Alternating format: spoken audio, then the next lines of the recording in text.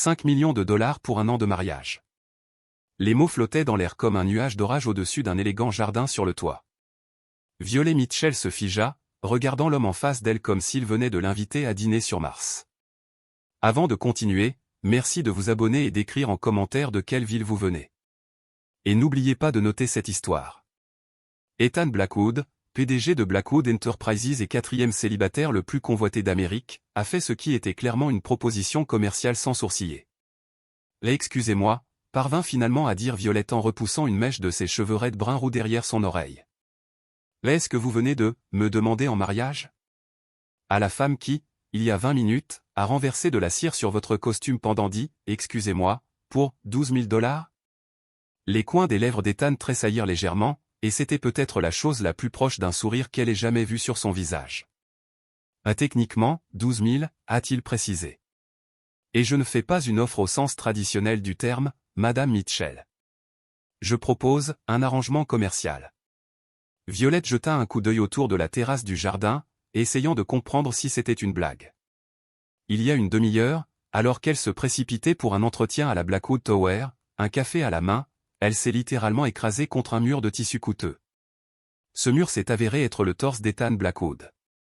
Après de longues excuses, elle s'attendait à être escortée hors du bâtiment avec ses excuses et la sécurité. Mais elle était là, à écouter la demande en mariage d'un homme au visage sculpté dans la pierre.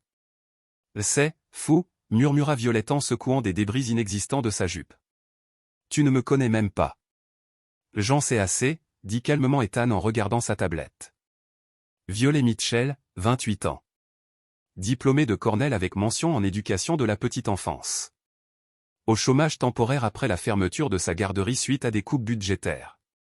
Sans casier judiciaire. Bon dossier de crédit malgré les prêts étudiants. À en juger par vos réseaux sociaux, je vois que vous êtes passionné par l'éducation des enfants et... Il marqua une pause, par la sauvegarde des hérissons. C'était un seul poste. Les yeux de Violet s'écarquillèrent. Attends, comment as-tu découvert tout ça en 20 minutes? J'ai des gens, dit-il en haussant les épaules. Bien sûr, murmura-t-elle. Écoutez, monsieur Blackwood. Ethan. Monsieur Blackwood, souligna Violet, je ne sais pas à quel genre de femme vous avez habituellement affaire, mais je ne suis pas une marchandise. Je ne cherche pas à vous acheter, Madame Mitchell. Je propose un arrangement mutuellement avantageux, dit-il en desserrant sa cravate. Le testament de mon grand-père stipulait que pour conserver le contrôle de l'entreprise, je devais être marié au moins un an avant mon 30e anniversaire. C'est-à-dire dans 2 semaines. Tu as décidé qu'une femme inconnue qui ruinait ton costume deviendrait l'épouse idéale, gloussa Violette. Ses yeux d'acier froid rencontrèrent les siens. J'ai décidé qu'une femme qui proposait immédiatement de payer les dégâts argent qu'elle n'avait visiblement pas était digne de confiance. Cela témoigne de son caractère. Et de son efficacité. L'efficacité. Comme c'est romantique. L'amour n'est pas au programme, dit-il calmement. On se mariera, on vivra dans mon appartement, chacun dans sa chambre. On se présentera ensemble aux événements officiels, et puis on divorcera dans 1 an. Pas de scandale. Tu auras 5 millions de dollars, et moi, ma société. C'est simple.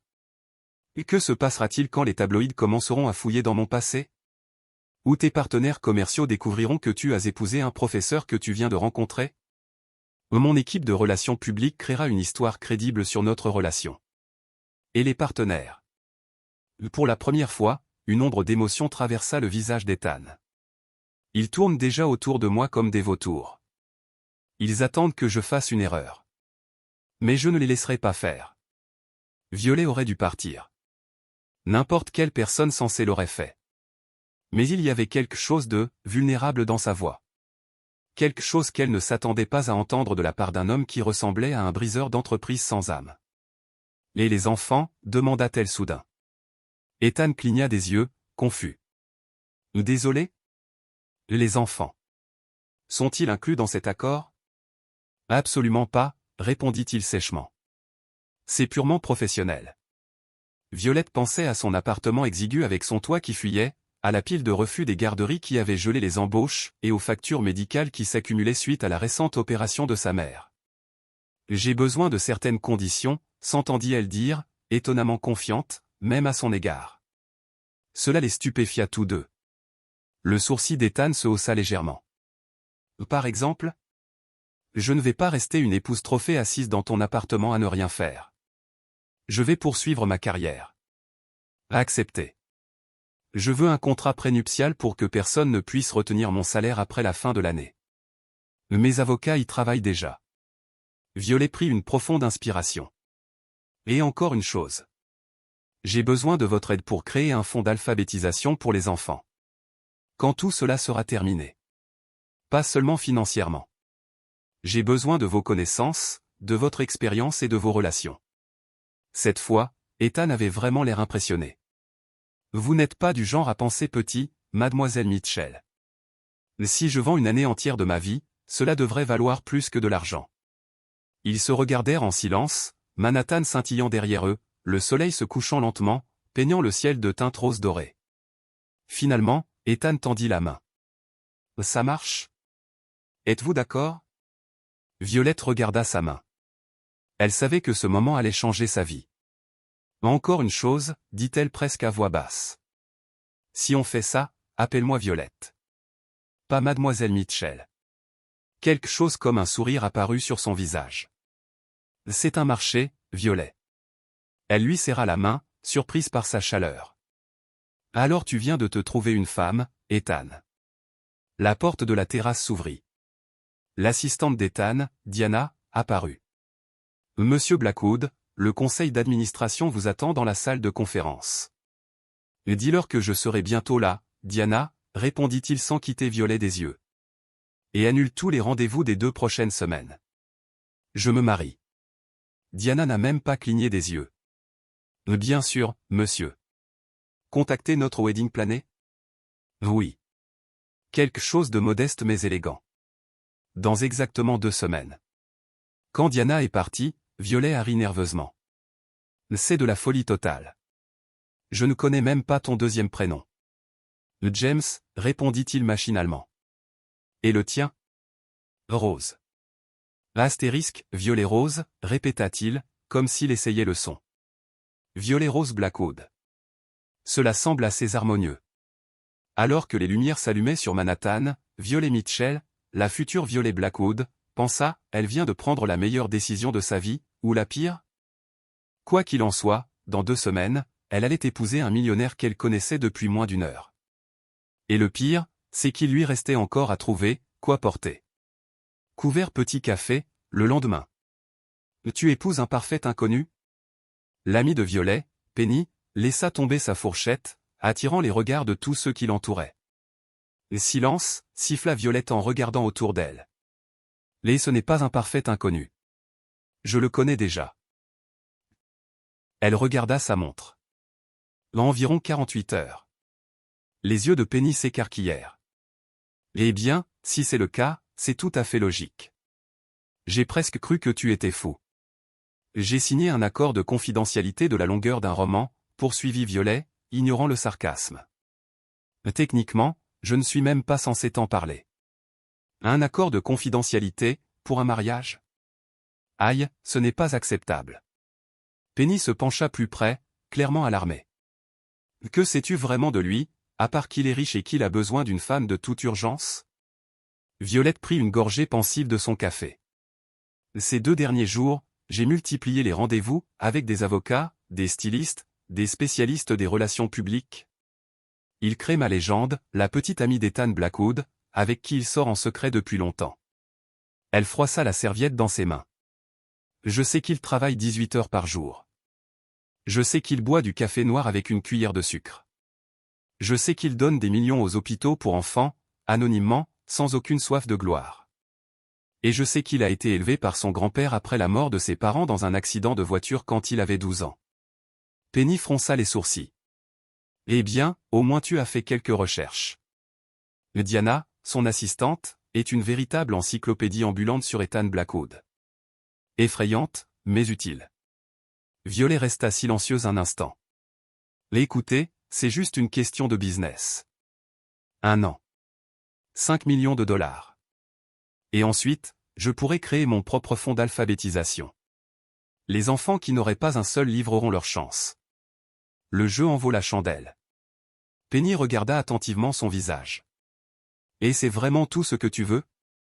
Le fond? Avant que Violette puisse répondre, son téléphone vibra. Un nouveau message de Diana. Automobile, la voiture arrivera dans 5 minutes. Essayage d'une robe de mariée. Je dois y aller, dit Violette en préparant son sac. Il se trouve que j'ai un essayage. Penny lui attrapa le poignet. Fais attention, 6. Je sais que tu regardes ces films romantiques à l'eau de rose. Ne pense même pas que tu en fais partie. Violet la regarda dans les yeux et dit fermement. Crois-moi. Je sais exactement dans quoi je m'embarque. Le salon était prêt pour son essayage. Elle se tenait sur un podium circulaire, entouré de miroirs, tandis que 3 assistantes s'occupaient d'une 4e robe. Je crois que c'est ça, mademoiselle Mitchell, dit la propriétaire du salon en reculant pour apprécier la délicate robe en soie aux broderies subtiles. L'élégante sans être tape à accent grave l'œil. C'est magnifique, admit Violette en regardant son dos gracieusement ouvert dans le miroir. Acceptable. La voix la fit lever brusquement les yeux. Dans son reflet, elle aperçut Ethan Blackwood. Il se tenait dans l'embrasure de la porte, impeccablement vêtu, le visage impassible, l'observant du regard. Monsieur Blackwood. Le propriétaire du salon faillit trébucher en se précipitant pour le saluer. Voir la mariée avant le mariage est de mauvais augure. Seulement si tu crois au présage, répondit-il sans quitter Violette des yeux. Moi, je crois à la préparation. Il se tourna vers ses assistants. Laissez-nous. Alors qu'il sortait, Violet se tourna vers lui, se sentant soudainement vulnérable debout sur le podium, dans une robe de mariée, devant un homme qui considérait leur mariage comme une affaire commerciale. « Tu n'as pas des choses plus importantes à faire que de vérifier ma robe ?» demanda-t-elle. Ethan marchait lentement autour d'elle. Le conseil d'administration est satisfait des rapports trimestriels. Et je préfère consacrer mon temps à rendre notre mariage convaincant. Et la robe ne vous a pas semblé assez convaincante? La robe est parfaite, dit-il en s'arrêtant devant elle. Mais ton expression ne l'est pas. Tu as l'air effrayé. Violet rigola nerveusement. Et j'ai peur. Il y a 2 jours à peine, j'étais au chômage et je ne savais pas comment payer le loyer. Et maintenant, je porte une robe à 15 000 $ et je me marie avec un homme que je connais à peine. Quelque chose traversa l'expression d'Ethan. Et si tu me connaissais mieux, cela deviendrait plus facile? Ou peut-être. Il hésita un instant, puis lui tendit la main pour l'aider à descendre du podium. Il ne la lâcha pas tout de suite. Ma couleur préférée est le bleu, dit-il de manière inattendue. Je suis allergique aux fraises. J'ai appris à naviguer avant de faire du vélo. Je déteste la foule, mais j'adore les hauteurs. Je n'ai jamais eu d'animal de compagnie. Violette cligna des yeux, surprise par une telle franchise. Jamais? Même pas du poisson? Mon grand-père pensait qu'il me distrayait de mes études. Il parlait calmement, mais elle percevait un écho de solitude dans sa voix. J'avais 3 poissons rouges. Tous s'appelaient Fred. Je n'étais pas très créatif. Le coin de sa bouche se tordit en un sourire. Fred est un nom très digne pour un poisson rouge. Un silence gêné régna. Il fut rompu par Diana, qui apparut dans l'embrasure de la porte. Monsieur Blackwood, le magistrat doit clarifier quelques détails. J'arrive dans un instant. Il regarda à nouveau Violet. La robe est parfaite. Et tu es parfaite pour cet accord. Cela ne ressemblait pas à un compliment. Mais venant d'Ethan Blackwood, c'était presque une confession en vers. Quand il est parti, Violet a regardé son reflet. « Que fais-tu, Violet Rose Mitchell » murmura-t-elle. Le miroir était silencieux.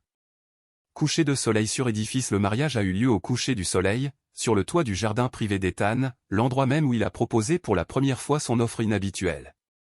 La cérémonie n'a été suivie que par les personnes les plus essentielles, plusieurs dirigeants clés de Blackwood Industries, Penny en tant que témoin et Diana, qui organisaient simultanément le processus, enregistraient tout sur une tablette et répondaient aux lettres d'Ethan. Violet portait la même robe en soie, avec un simple voile. Ethan attendait devant l'hôtel provisoire, sérieux, concentré, mais sans la quitter des yeux. Ils ont décidé de se passer de la figurine qui les trahissait. Dans cette situation, cela semblait juste. Le magistrat a mené la cérémonie rapidement. Sans lyrisme superflu. Sans promesses éternelles. Mais peut-être, avec quelque chose de bien plus grand à venir. Au moment d'échanger les bagues, Ethan a surpris Violet en sortant d'une boîte une élégante bague vintage avec un saphir bleu profond entouré de minuscules diamants. Il appartenait à ma grand-mère, dit-il doucement en le glissant à son doigt. Bleu, la couleur de tes yeux. Violette a oublié toutes les phrases mémorisées pendant un instant. Et la bague de grand-mère, ce n'était pas dans le contrat. Et ses yeux ne sont pas bleus. Ils sont verts. Violet Rose Mitchell, consentez-vous à prendre cet homme comme votre époux légitime, résonna la voix du greffier. Elle leva les yeux vers Ethan. Son regard était étrange, presque troublant, profond. Comme s'il disait plus que « je suis prêt ». Je suis d'accord, répondit Violet, sa voix paraissant plus ferme qu'elle ne l'était. Je vous déclare maintenant mari et femme. Vous pouvez embrasser la mariée. Ils avaient déjà évoqué ce moment, un baiser bref et discret, pour le spectacle. Mais lorsque les mains d'Ethan lui caressèrent doucement le visage, quelque chose changea. Le baiser n'était pas qu'une simple formalité. Il était chaleureux, dura un peu plus longtemps qu'il n'aurait dû, et il suscita chez Violet un sentiment étrange et dangereux. Une chaleur qui n'aurait pas dû être réelle. Lorsqu'ils s'éloignèrent, Violet crut lire de la surprise dans les yeux d'Ethan. L'éclat vacilla une fraction de seconde avant qu'il ne redevienne calme. Le quatuor à cordes commença à jouer. Le couple se tourna vers le public modeste. Diana s'est immédiatement approchée, lui tendant 2 coupes de champagne. « Félicitations, M et Madame Blackwood », annonça T.L. sèchement. Le photographe prendra 10 minutes pour les photos officielles. Ensuite, la voiture vous conduira à l'héliport. Le vol est prévu jusqu'à votre domicile dans les Catskills. Bon week-end. Merci, Diana, acquiesça Ethan, la main toujours posée sur le bas du dos de Violet. C'est tout pour aujourd'hui. Diana semblait légèrement décontenancée. Mais, les documents sur la fusion avec les Johnson. Ils attendront lundi, dit-il fermement. Prenez le week-end. Diana s'éloigna, toujours confuse. Et Penny apparut à côté de Violet. Le baiser était-il intéressant, murmura-t-elle avec un sourire narquois. C'est juste un jeu, dit Violet, les lèvres encore picotées. Ouais, répondit Penny, sceptique. Et la bague et la façon dont il te regarde font aussi partie du spectacle? Violet a refusé de regarder en arrière. C'est juste une comédie, Penny. N'y prête pas attention. Mais quand ils se sont retrouvés devant les caméras, et que la main d'Ethan l'a retrouvée, cette fois à travers le tissu fin de sa robe, elle a ressenti de la chaleur. « Tu es une belle mariée, Violette, dit-il. Pour ses oreilles. Pour elle seule. Merci. Murmura-t-elle, le cœur battant à tout rompre. Vous aussi, vous êtes impressionnant, Monsieur Blackwood. Et pour la première fois depuis leur rencontre, Ethan Blackwood sourit. Un sourire sincère et chaleureux qui transforma son visage et révéla une fossette sur sa joue qu'elle n'avait pas remarquée auparavant. « Appelle-moi Ethan », lui rappela-t-il. « Nous sommes mariés maintenant. » Le flash de l'appareil photo a capturé l'instant. Et Violette pensa soudain, peut-être que ce contrat commercial s'est avéré beaucoup plus compliqué que ce qu'ils avaient prévu. Le crépuscule tombait. Madame Violet Blackwood laissait derrière elle son ancienne vie pour toujours et entamait une nouvelle. Avec un mari millionnaire, une bague en saphir, et peut-être la nuit de noces la plus étrange de l'histoire. La maison d'Ethan à Catskill n'était pas seulement luxueuse, elle semblait tout droit sortie d'un film, un chalet moderne perché sur un lac aux eaux cristallines. Les baies vitrées donnaient sur les montagnes, tels des tableaux vivants.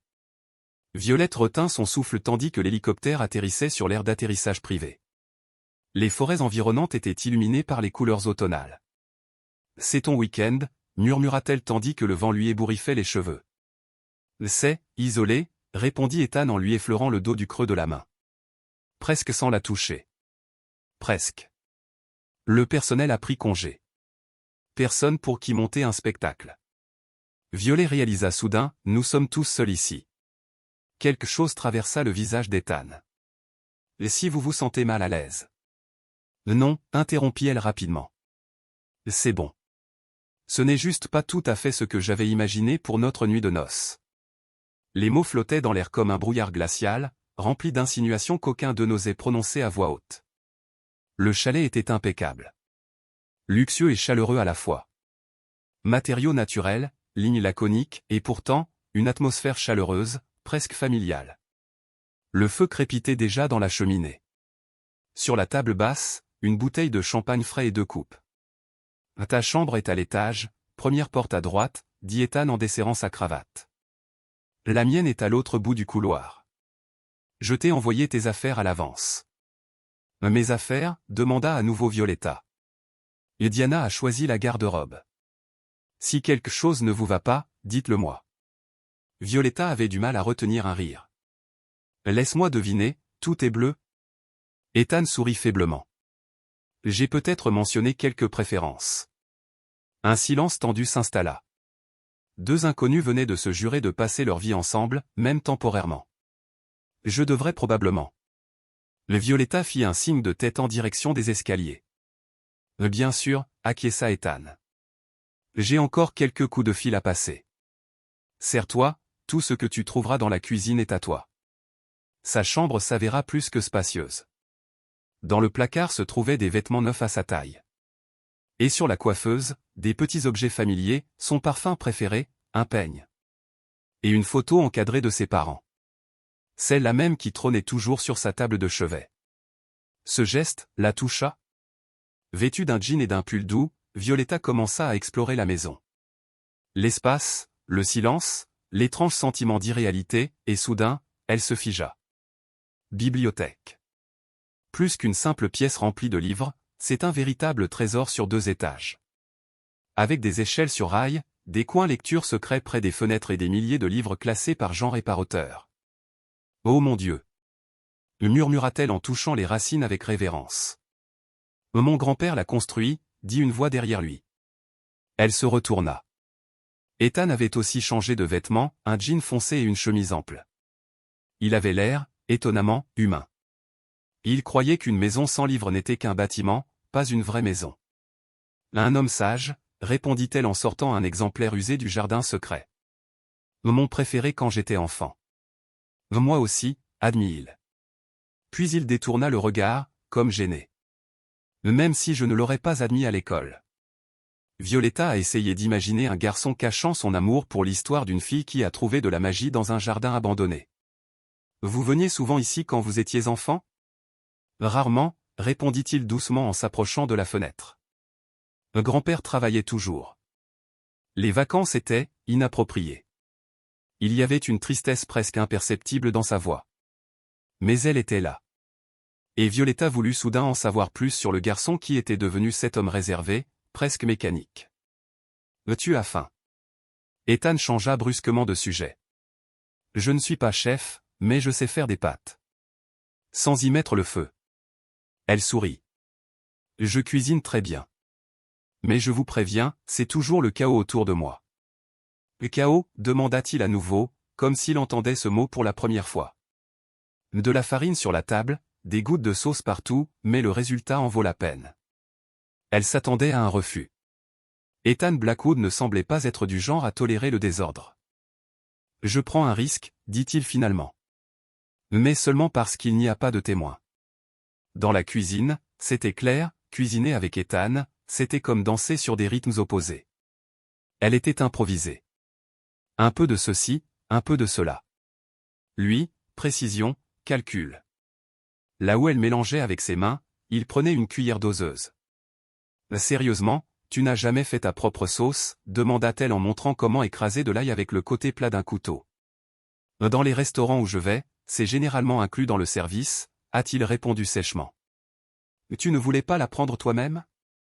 Il se tut, concentré sur l'ail. « Mon grand-père pensait que certaines tâches étaient mieux confiées à des professionnels. »« Et qu'est-ce que tu as compté ?» Ethan leva les yeux. Leurs regards se croisèrent. Il y avait quelque chose d'inattendu dans son regard. C'était comme si quelque chose d'oublié depuis longtemps s'était réveillé en lui. « Je n'ai jamais vraiment envisagé d'autres options. » Tandis qu'il travaillait, Violet remarqua qu'Ethan se détendait peu à peu, ses mouvements devenant moins rigides, ses réactions moins mesurées. Lorsqu'elle lui éclaboussa accidentellement la joue de sauce tomate en lui décrivant vivement ses projets pour son association, elle se figea, s'attendant à de l'irritation. Au lieu de cela, il leva lentement la main, essuya la sauce avec un doigt et la goûta. « Nous avons besoin de plus de basilic, » dit-il avec un sérieux absolu, mais une étincelle d'amusement brillait dans ses yeux. Violet sentit que quelque chose avait changé entre eux. Une petite fissure dans la façade professionnelle qu'il avait si soigneusement entretenue. Plus tard, alors qu'il mangeait sur l'îlot de cuisine plutôt que dans la salle à manger formelle, Ethan l'a surpris à nouveau.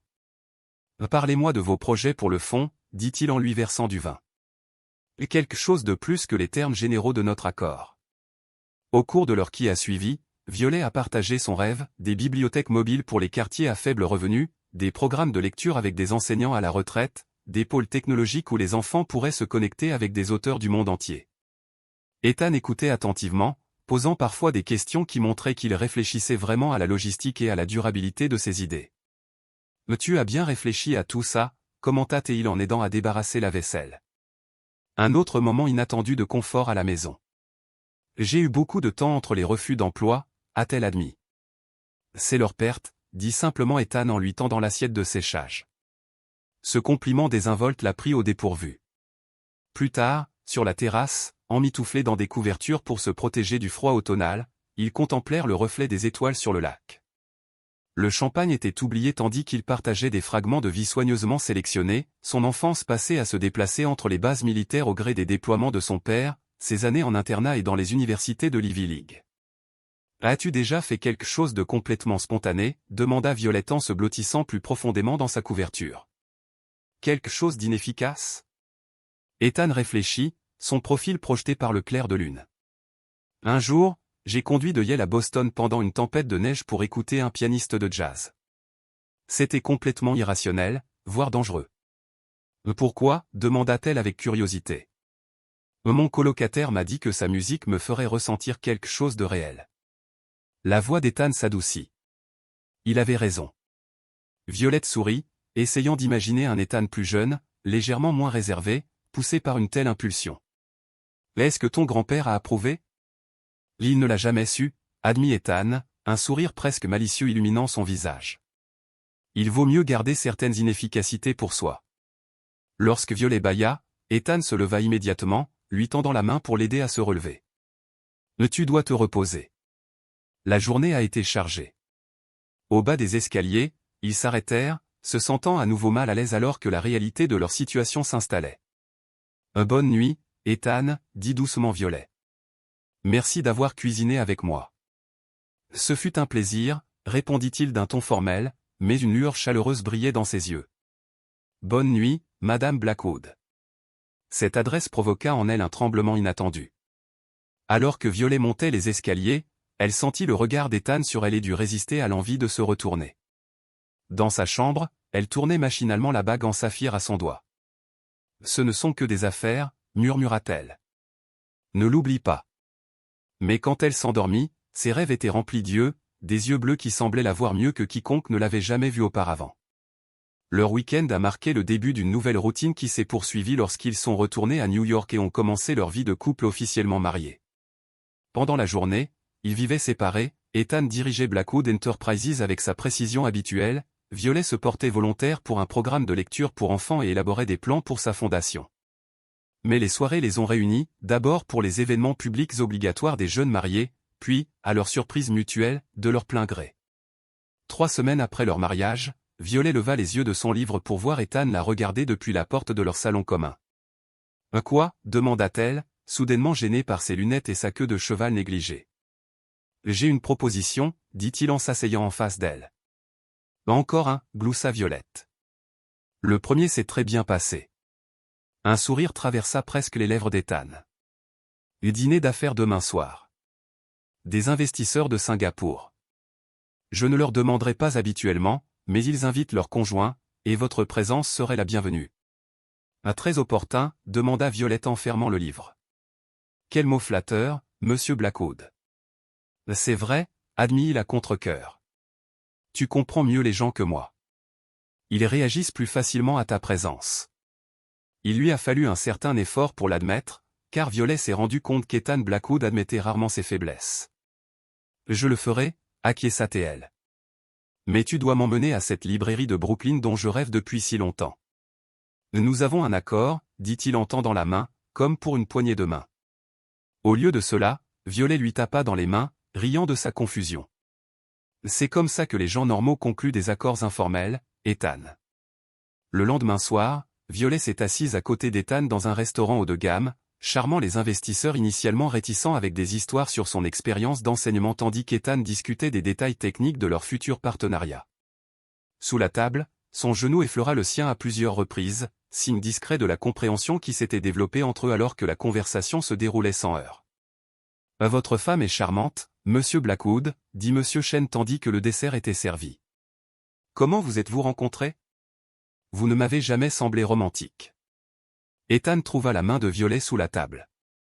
Ils ont répété une histoire concoctée par l'équipe de relations publiques, une rencontre fortuite lors d'un événement caritatif, une romance éclair qui a été gardée secrète jusqu'au mariage. Mais au lieu de cela, Ethan a dit. Elle a renversé du café sur mon costume. Violet a failli s'étouffer avec son eau. J'étais pressé d'aller à un entretien, poursuivit-il en lui caressant nonchalamment le poignet du pouce. Elle a littéralement fait irruption dans ma vie, a ruiné un costume hors de prix, puis a proposé de le payer avec de l'argent qu'elle n'avait visiblement pas. C'était vrai, interrompit Violet, se remettant de sa surprise. C'était sincère, corrigea Ethan en la regardant avec une chaleur inattendue.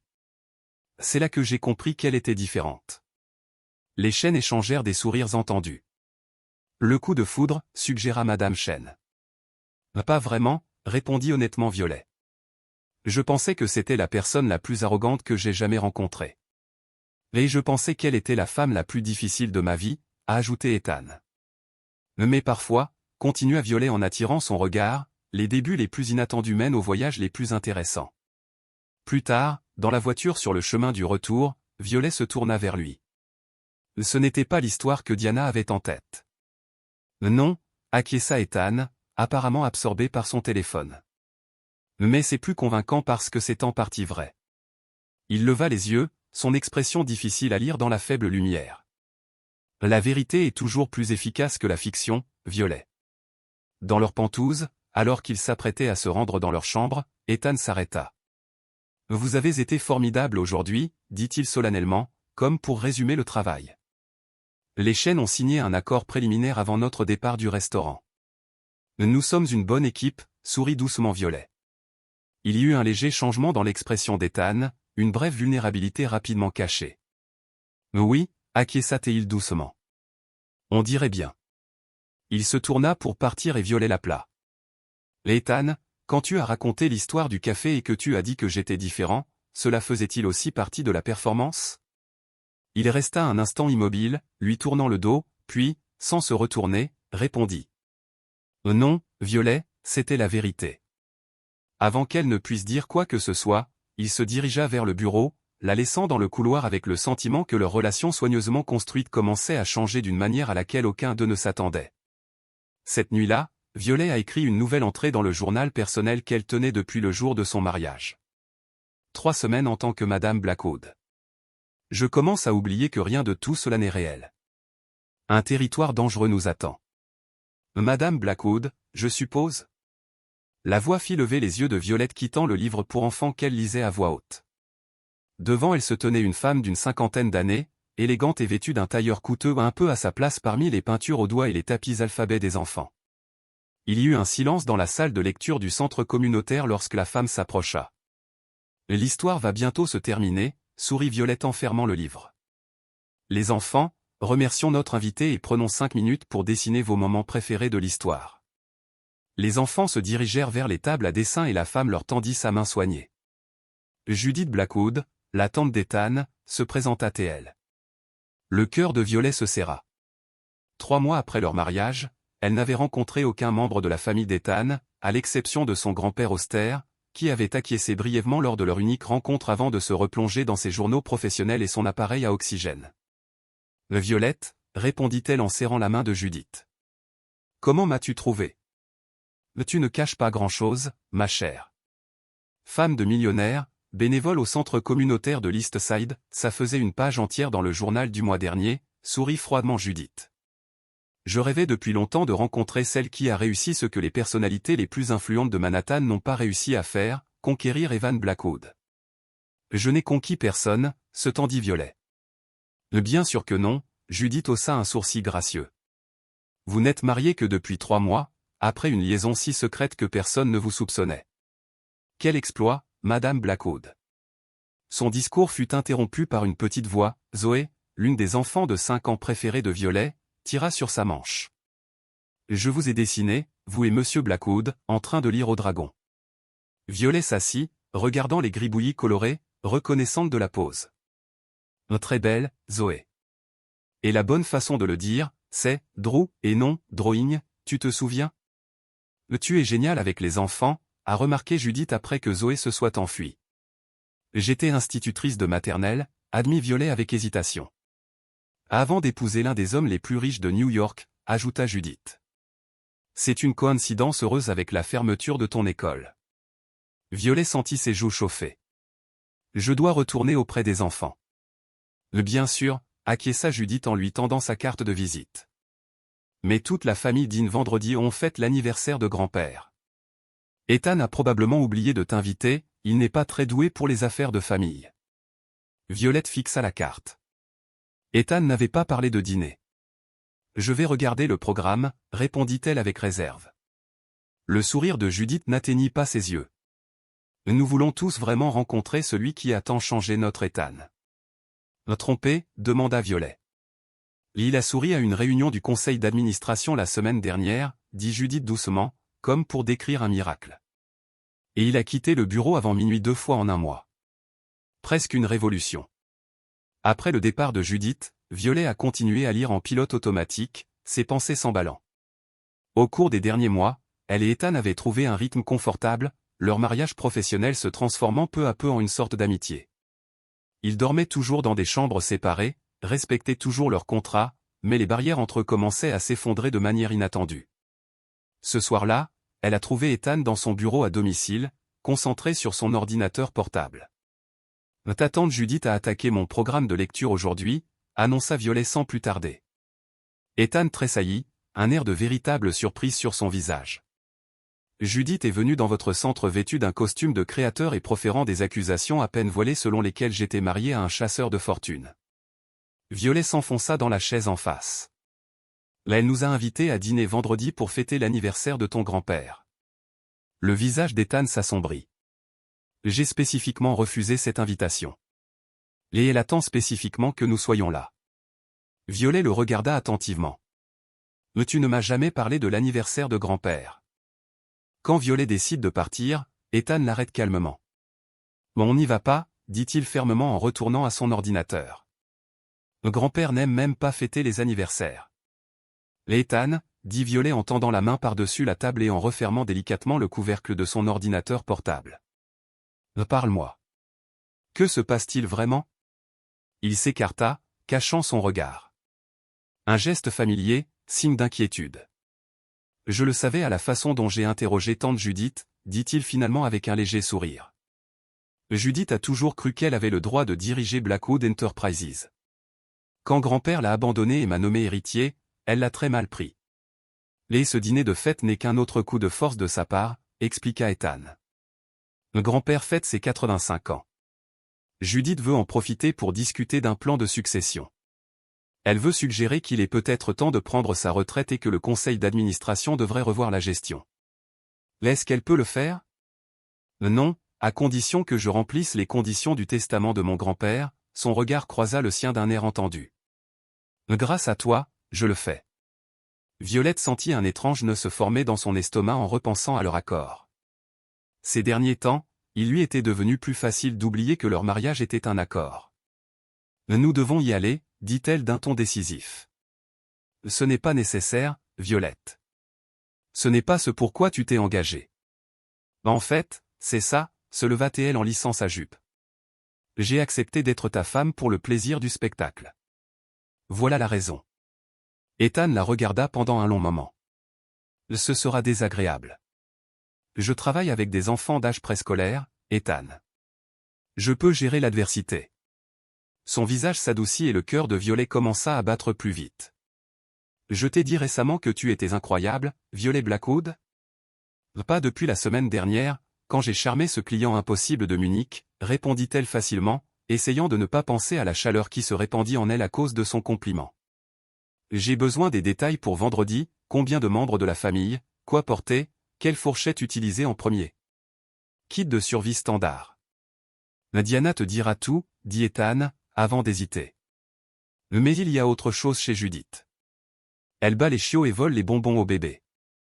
C'était la sœur de mon père, dit-il doucement. Et elle ne m'a jamais pardonné d'avoir survécu à cet accident, contrairement à lui. Les mots flottaient dans l'air, lourds et pleins de douleur qu'Ethan montrait rarement. Sans réfléchir, Violet fit le tour de la table et posa sa main sur son épaule. Alors je mettrai ma robe bleue, dit-elle doucement. Ce que tu as dit me fait rêver. Et on verra ça ensemble. Ethan couvrit sa main avec la sienne, et son contact provoqua une étincelle inattendue. Ensemble, répéta-t-il, comme pour vérifier la sonorité du mot. La demeure familiale des Blackwood, dans les Hamptons, semblait tout droit sortie d'une chronique historique, avec ses colonnes et ses jardins impeccables. Tandis que leur voiture craquait sur le gravier, Violet se sentait un peu nerveuse. « Souviens-toi, dit doucement Ethan, ils ont plus peur de toi que tu n'as peur d'eux. » Violet rit malgré sa nervosité. « Comparez-vous votre famille à un zoo ? » Si les chaussures me vont, marmonna-t-il avec un humour inattendu. Avant d'entrer, il lui prit la main. « Et si quelqu'un dit quelque chose d'inapproprié ? » « Je peux gérer ça, dit-elle avec assurance en lui serrant la main. Ce n'est pas la première réunion de famille difficile. La mère de mon ex a passé tout Thanksgiving à expliquer pourquoi l'enseignement n'était pas une vraie carrière. Une ombre assombrit le visage d'Ethan. Ton ex est un idiot. Pour ne pas m'avoir protégé ou pour m'avoir laissé partir, la taquina-t-elle. Pour les deux, répondit-il sérieusement, sans détourner le regard jusqu'à ce que la porte s'ouvre devant eux. À l'intérieur, la réunion de la famille Blackwood était aussi intimidante que Violette l'avait imaginé. Les proches d'Ethan ou élégants, habillés de façon formelle, le regard perçant et le sourire encore plus perçant la regardaient avec curiosité tandis qu'Ethan présentait les invités. « Alors, tu es l'épouse secrète » dit l'homme qui se présenta comme le cousin Richard. On pensait qu'Ethan t'avait inventé pour faire plaisir à grand-père. Richard, prévint Ethan. Quoi? Richard haussa les épaules. C'est ce que tout le monde pensait. Il se tourna vers Violet. Je dois admettre que c'était soudain. C'est souvent comme ça que ça se passe, répondit calmement Violetta. Comme ton 3e divorce, si je ne me trompe pas. Félicitations. Richard cligna des yeux de surprise et Ethan réprima à peine un sourire. Touche, Madame Blackwood, dit finalement Richard, levant son verre en son honneur et s'éloignant. Le rapport de Diana était exhaustif, dit doucement Violetta Itanu. Rappelle-moi de ne pas te sous-estimer, Niel, répondit-il avec une pointe d'ironie, la guidant à travers la pièce, sa main touchant légèrement le bas de son dos. Le dîner se déroula dans une somptueuse salle à manger qui aurait pu aisément accueillir une réception officielle. Violet se retrouva assise à côté d'Harold Blackwood, le grand-père d'Ethan, et Ethan s'assit en face, à côté de Judith. Alors, dit Harold sans préambule, sa voix plus forte que son corps frêle ne le trahissait, êtes-vous institutrice de maternelle? Une ancienne enseignante, corrigea poliment Violetta. Je développe actuellement un programme d'alphabétisation. C'est honorable, acquiesça Harold. Même si l'idée d'apprendre à lire aux enfants n'est pas nouvelle. Peut-être, a convenu Violetta, mais donner accès à des livres et à un enseignement de lecture qualifié à chaque enfant, quelles que soient ses capacités financières, est déjà une véritable révolution. Harold haussa légèrement les sourcils. Ethan a dit que tu étais très passionné par ça. Je vois qu'il n'exagérait pas. Grand-père, intervint Ethan, Violetta a un business plan intelligent et bien pensé. Je l'ai étudié moi-même. Oh, intervint doucement Judith. C'est inhabituel de ta part, Ethan. Je ne me souviens pas que tu aies jamais montré un tel intérêt pour les projets de tes ex. Violetta n'est pas une ex, c'est une épouse, la voix d'Ethan se fit plus froide. Sa fondation deviendra un important programme de partenariat caritatif pour Blackwood Enterprises. La tête de Violetta se releva brusquement, elles avaient discuté de la fondation, mais pas d'une collaboration à si grande échelle. Comme c'est généreux, sourit Judith. Au fait, Harold, c'est peut-être le bon moment pour parler d'avenir. 85 ans, c'est un âge impressionnant. Je n'avais pas remarqué, répondit sèchement Harold. Ce que Judith veut dire, intervint Richard, c'est qu'il est peut-être temps de penser à un leadership plus partagé, surtout compte tenu des nouvelles responsabilités ménagères d'Ethan. Le visage d'Ethan se crispa. Mon mariage n'a en rien affecté ma loyauté envers l'entreprise. Bien sûr, rassura Judith. Mais les priorités changent. D'abord le mariage, puis peut-être les enfants. Violetta a failli s'étouffer avec son vin, les enfants n'étaient jamais évoqués et ils n'étaient pas d'accord. Judith, dit Harold sèchement, ce n'est pas un sujet approprié pour un dîner. Je ne suis pas d'accord, insista Judith. L'avenir de Blackwood Enterprises affecte tout le monde autour de cette table. Et même si Ethan a techniquement rempli les conditions du testament, on ne peut s'empêcher de douter de la sincérité d'un mariage aussi facile. Il y avait un silence de mort. Violetta sentit Ethan se tendre, vit ses doigts devenir blancs sur sa fourchette. « Madame Blackwood, dit Judith avec un sourire carnassier, pourriez-vous nous éclairer? Comment vous êtes-vous rencontrés, Ethan? Le temps semble très court. » Avant que Violetta ne puisse répondre, la voix d'Ethan coupa l'attention. « Assez, Judith. Je parle juste, cher neveu. Nous connaissons à peine ta future épouse. Alors laissez-moi vous la présenter comme il se doit, dit Ethan d'une voix douce, mais avec une détermination dangereuse. Violet est diplômée de Cornell avec mention. Elle a développé des programmes de lecture innovants qui ont permis d'augmenter les taux d'alphabétisation de 30% dans les écoles peu performantes. Elle parle couramment 3 langues, fait du bénévolat 20 heures par semaine sans avoir besoin d'aide, et a plus d'intégrité dans son petit doigt que la plupart d'entre nous réunis. Il y eut un silence à la table, Ethan Blackwood n'était pas enclin au discours passionné, surtout lorsqu'il s'agissait de personnes. Les plus importants encore, continua-t-il en regardant Violet dans les yeux de l'autre côté de la table, au cours de ces 3 mois, elle m'a rendu plus heureux que pendant toute la dernière décennie. Donc, si quelqu'un présent a encore des questions sur l'authenticité de notre relation, veuillez me contacter. Dans le silence oppressant qui suivit ces mots, Harold Blackwood rit soudain d'un rire sec et rare, comme s'il ne s'était pas permis une telle faiblesse depuis longtemps. Bravo, Ethan, acquiesça le vieil homme d'un air approbateur. Bon, j'imagine que j'ai un gâteau quelque part pour cet anniversaire que je suis censé fêter. Oublions les affaires pour une soirée, d'accord? Plus tard, alors qu'ils étaient sur le point de partir, Harold prit Violet à part pendant qu'Ethan prenait leur manteau. Vous nous avez tous surpris, jeune fille, dit-il sans préambule.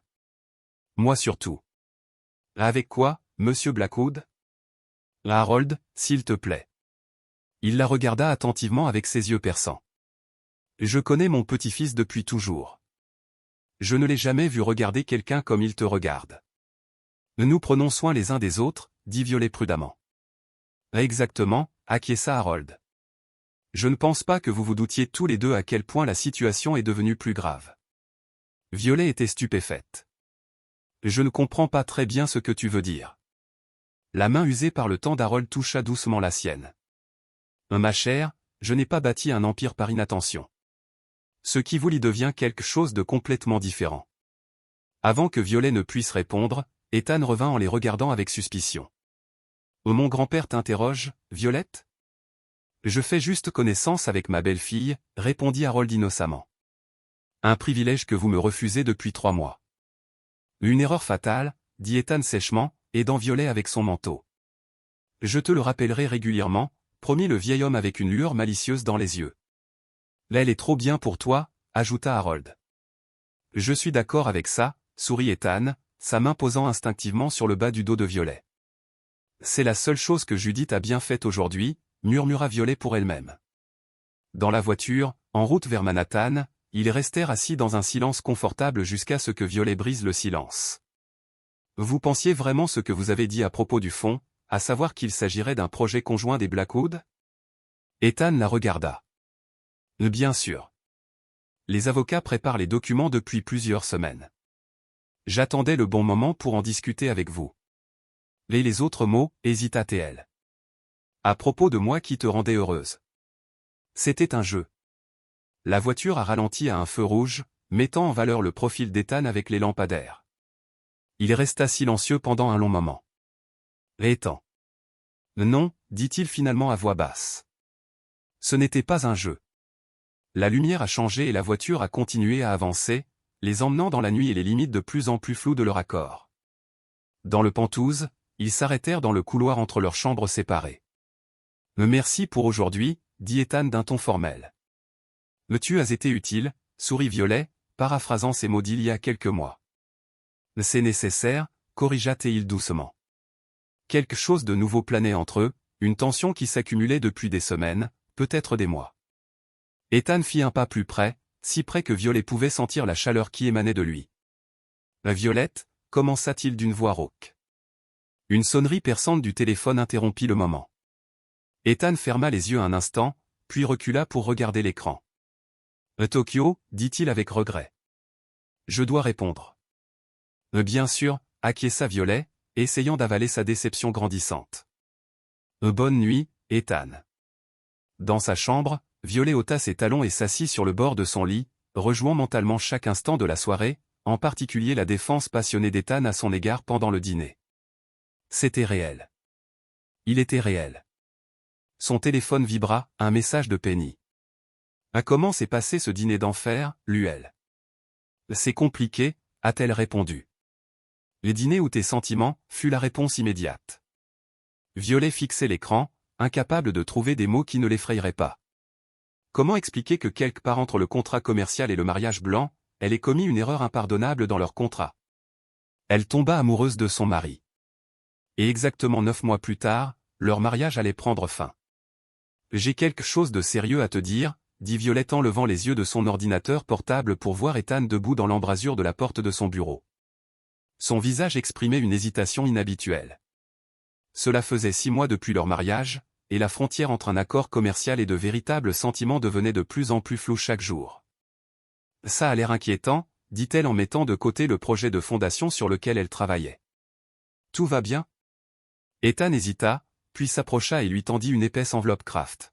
« Le conseil d'administration a approuvé votre fonds d'alphabétisation. Financement complet, personnel, tout ce que vous avez demandé. » Violet regarda l'enveloppe avec étonnement.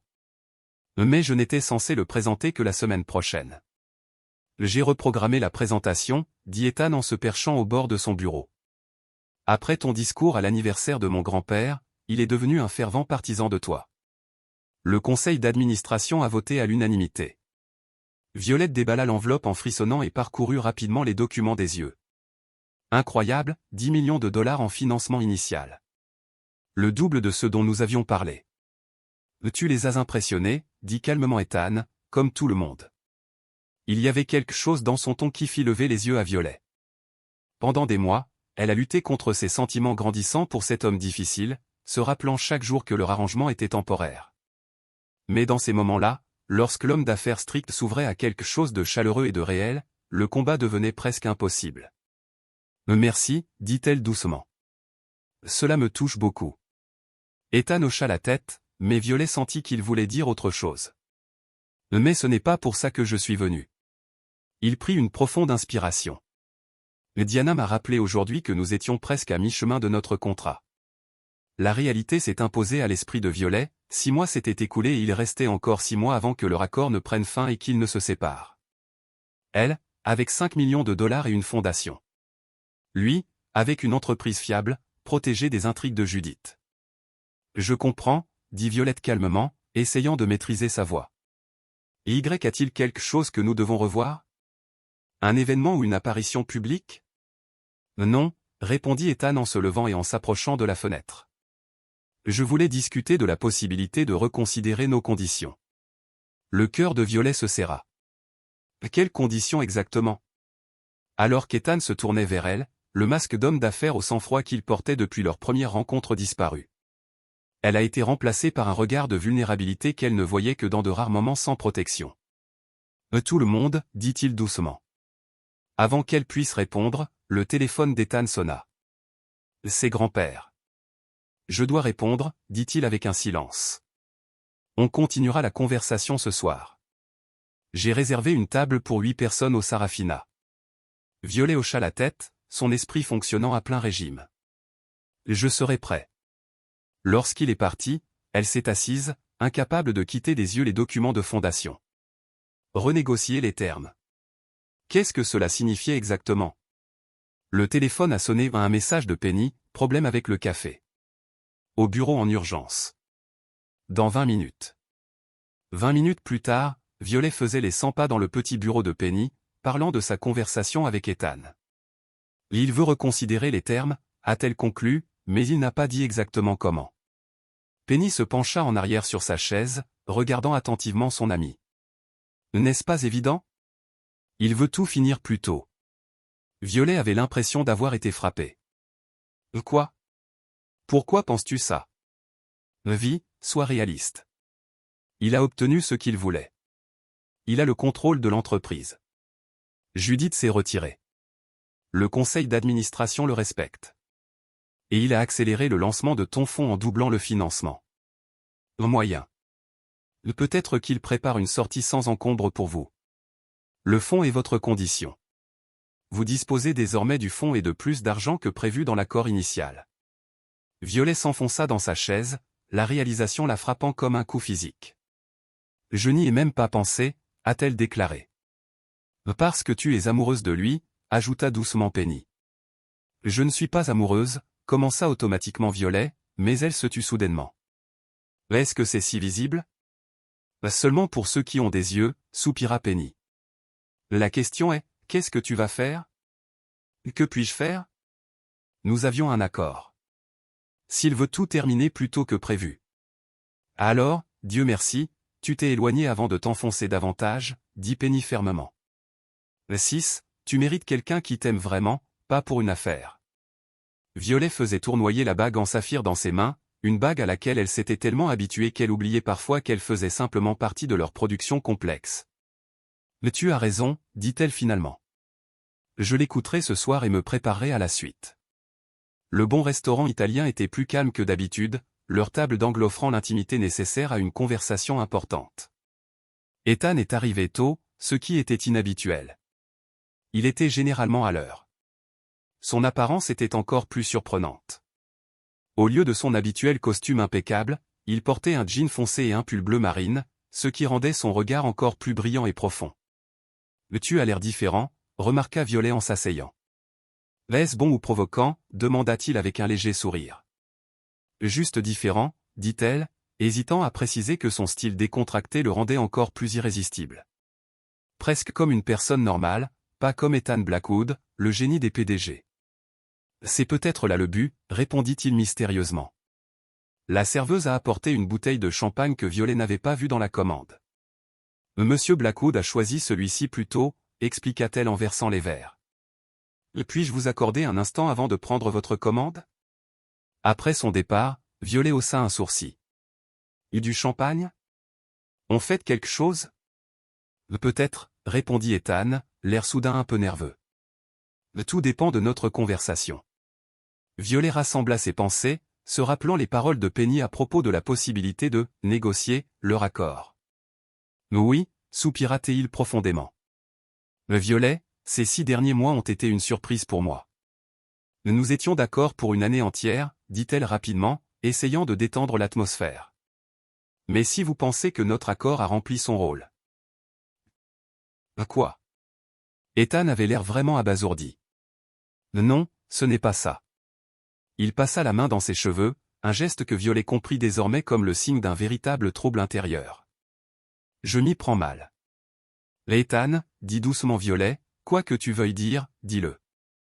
On a toujours été honnêtes l'un envers l'autre, du moins en privé. Il hocha la tête, rassemblant ses pensées. Et quand nous avons conclu notre accord, je ne voyais le mariage que comme une affaire, un moyen d'arriver à mes fins. Tu étais la solution à mon problème. Même si Violet le savait, l'entendre à voix haute lui faisait mal. Elle but une gorgée de champagne pour cacher sa réaction.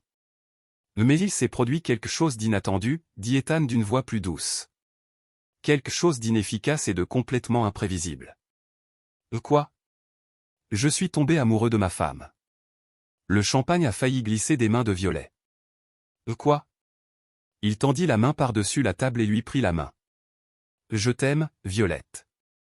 Ni par contrat, ni pour le spectacle, ni pour le travail. J'aime ta passion pour l'enseignement, ta gentillesse envers tous ceux qui t'entourent, ta façon de corriger ma grammaire quand je suis pédante, ta façon de laisser des livres dans chaque pièce de la maison. Il parla rapidement, comme si les mots languissaient en lui depuis trop longtemps. J'adore que tu m'aies fait faire des pâtes maison et que tu n'aies pas ri quand j'ai mesuré le sel au quart de cuillère à café près.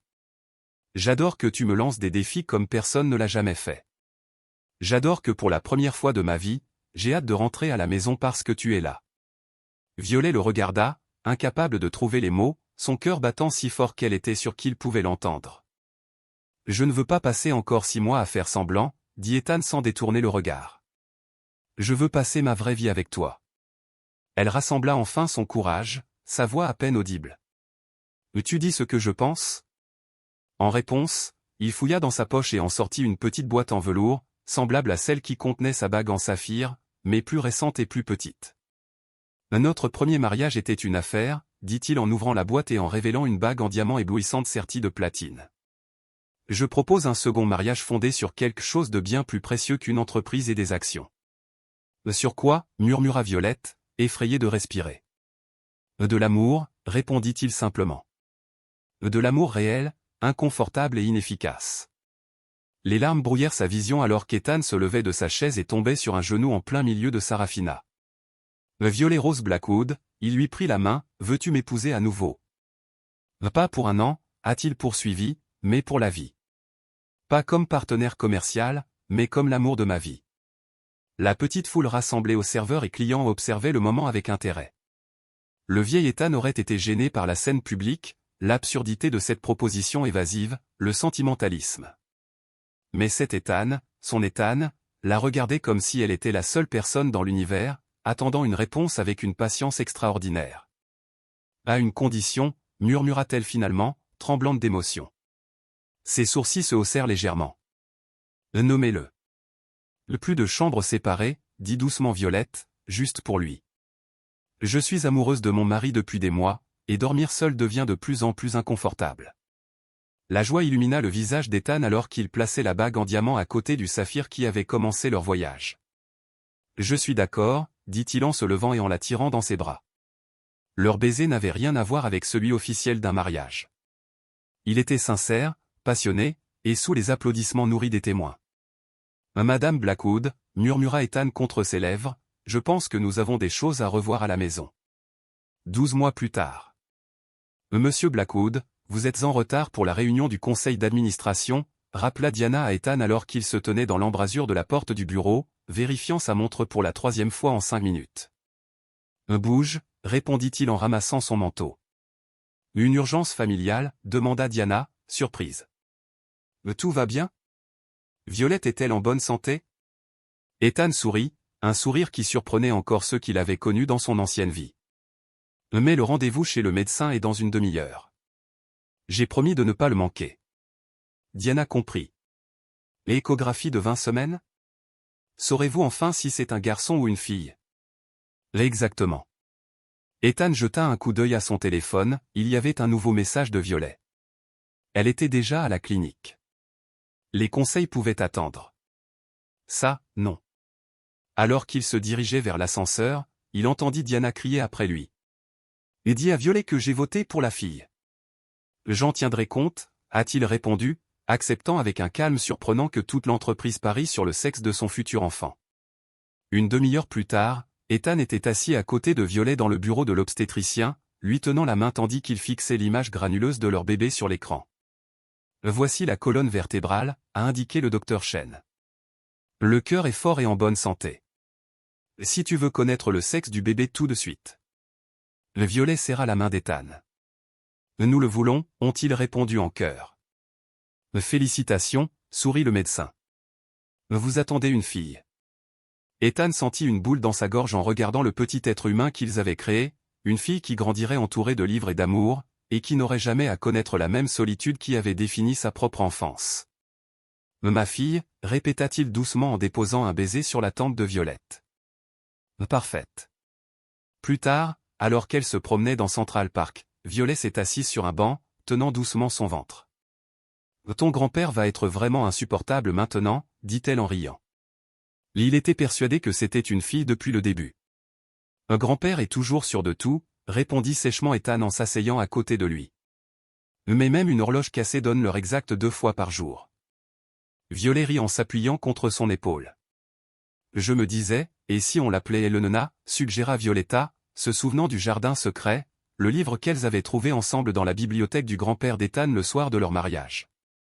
Leur première vraie rencontre, en dehors des relations professionnelles.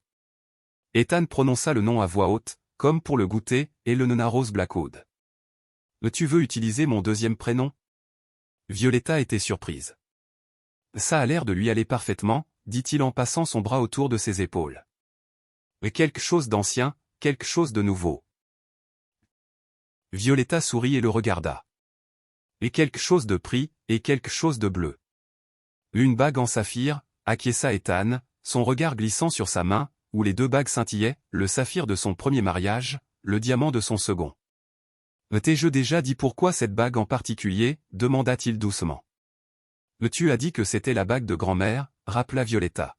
« Et qu'elle était assortie à la couleur de mes yeux. » Très romantique, même si ce n'est pas tout à fait vrai, mes yeux sont verts. Ethan sourit en secouant la tête. « Ce n'est pas une question d'yeux. C'est une question d'histoire. » « Quelle histoire ? » « Mon grand-père a offert cette bague à ma grand-mère quand ils étaient jeunes, » commença-t-il. Leur mariage était arrangé à l'union de deux familles. Ils se connaissaient à peine lorsqu'ils se sont mariés. Les yeux de Violetta s'écarquillèrent. « Comment allons-nous ?»« Comme nous, » confirma Ethan. Grand-père disait qu'avec le temps, ils étaient tombés profondément amoureux. Ce qui était un devoir est devenu la plus grande joie de sa vie. « Mais tu ne m'as jamais dit ça » murmura Violetta. Je refusais d'admettre que je voyais des similitudes entre nous, a-t-il admis. Et j'espérais secrètement que nous connaîtrions la même fin heureuse. Et maintenant, Ethan posa sa main sur son ventre arrondi, sentant leur fille donner des coups de pied sous sa paume. Je comprends maintenant pourquoi mon grand-père a insisté sur la clause de mariage dans son testament. Il ne cherchait pas seulement à assurer l'avenir de l'entreprise, il garantissait mon avenir. Un vrai entremetteur, ton grand-père, taquina Violetta avec un sourire. Un vrai stratège, corrigea Ethan, même si je doute qu'il s'attendait exactement à ce résultat. Assis ensemble sous le chaud soleil d'automne, Ethan pensait au chemin qui les avait menés ici, des taches de café sur son costume à la famille qu'ils avaient créée. Ce qui avait commencé comme le geste le plus calculé de sa vie s'est transformé en l'aventure la plus belle et la plus imprévisible. « À quoi penses-tu » demanda Violetta, remarquant sa prévenance. « L'inefficacité » répondit-il en l'embrassant tendrement. « Et comme j'en suis reconnaissant. » Eleanor Rose Blackwood est née un matin enneigé de février, un petit bout de chou rose avec les yeux verts de sa mère et l'expression sérieuse de son père. Dès les premières minutes de sa vie, elle a conquis le cœur d'Ethan Blackwood, autrefois le PDG le plus redoutable de Manhattan. La fondation pour l'alphabétisation de Violetta a prospéré, s'étendant à 15 villes et fournissant à des milliers d'enfants défavorisés des livres et des programmes éducatifs. Violetta a combiné la maternité et la passion pour l'éducation, trouvant une harmonie qui l'a complètement comblée. Ethan est resté PDG de Blackwood Enterprises, mais avec une nouvelle philosophie. Il dînait à la maison presque tous les soirs, prenait des vacances et mettait en œuvre des politiques progressistes de garde d'enfants dans l'entreprise, qui sont devenues la norme du secteur. À la surprise générale, les bénéfices ont augmenté sous sa nouvelle direction. Judith a finalement admis que son neveu s'était vraiment attaché à ça, marié arrangé, surtout après l'avoir vu changer une couche lors d'une réunion de famille, quelque chose que le vieux Ethan n'aurait jamais fait.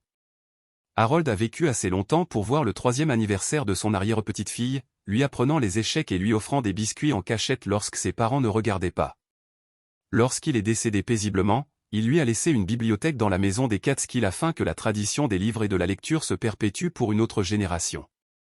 Et Penny est devenue la marraine d'Eleanor et n'a jamais cessé de rappeler à Violetta que c'était elle qui avait remarqué en premier que le couple tombait amoureux, avant même qu'ils ne s'en rendent compte eux-mêmes.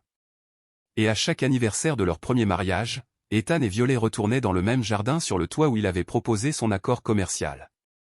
Ils apportaient du champagne et le vieux contrat, celui qui avait tout déclenché. En le décomposant en morceaux de plus en plus petits, ils effectuaient une petite cérémonie de rupture des conventions qui les avaient autrefois liés. « À la pire décision commerciale de ma vie », dit Ethan en levant son verre, un sentiment chaleureux d'amour brûlant dans ses yeux. « Et pour le mieux », répondait toujours Violette avant d'embrasser l'homme qui avait été son mari temporaire et qui était devenu son amour pour toujours.